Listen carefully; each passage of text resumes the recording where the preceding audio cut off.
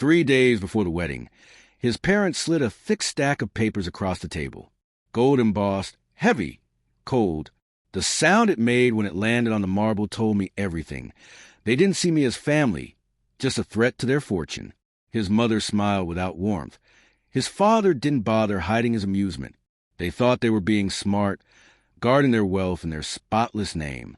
What they didn't realize was that I'd been protecting myself long before they decided to test me.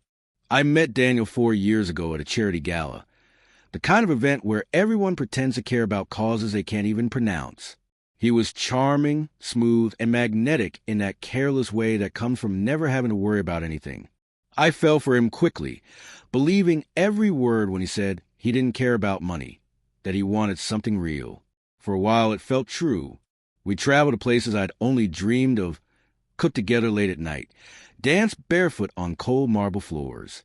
I thought I'd found love without limits. But the small things should have warned me. His mother never used my name, just the girl. His father always asked what my family did for a living. And Daniel, he'd flinch every time I paid for something. He didn't think I noticed. I always notice. 2 months before the wedding, cracks began to show. The florist called. Our deposit had been declined. Daniel brushed it off as a mistake. Then the jeweler phoned about the ring insurance, saying they needed his family's approval. Not his. That was when I started digging. Quietly. His father's law firm handled every account, and most of the properties he claimed were his actually belonged to his mother. Every luxury he showed off had strings attached. Then came the prenup. 3 days before the vows. His mother called it a simple formality, sliding it toward me like a casual favor. Page after page, it stripped me of everything. No rights, no claims, no security. If things ended, I'd be left with nothing. I smiled politely and didn't sign a thing. Instead, I made a phone call to my lawyer. What they didn't know was that I had already sold my own company a year earlier for $15 million. Clean, quiet, untraceable. I never flaunted it, because real wealth doesn't need to announce itself. My lawyer, a woman sharper than anyone in their family, drafted a revised prenup. Fair, balanced, binding. I told Daniel's parents I'd sign theirs if they'd sign mine. His father laughed. His mother froze. Daniel looked confused, maybe scared. It was the first genuine emotion I'd seen from him in months. That night, I left my phone recorded on the counter. Daniel came home late, smelling of scotch and guilt. I told you they'd push her, he said, his voice slurred. She'll sign. She's not stupid enough to walk away now. Then a pause, and a woman's voice answered, one that wasn't his mother's. My stomach dropped. I stood there in the dark, listening to them talk about me like I was some obstacle to remove. By the time the recording ended, my heartbreak had turned to steel.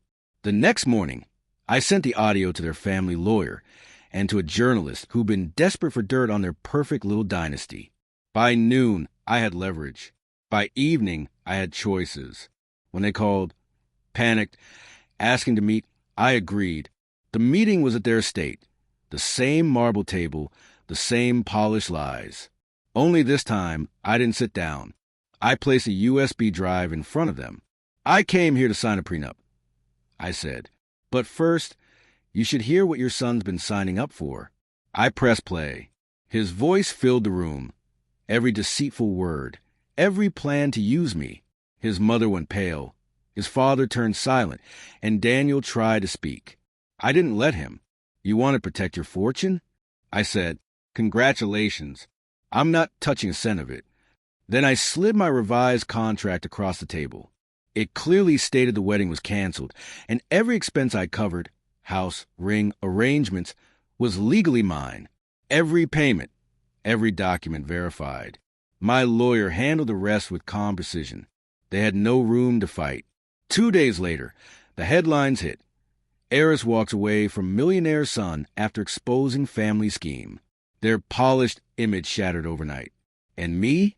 I spent the day I was supposed to marry him on a beach in Capri, barefoot, free, and at peace. It's funny how easily people mistake silence for weakness. They thought they were humiliating me. But in the end, I didn't just walk away richer. I walked away untouchable. And that was the part they never saw coming.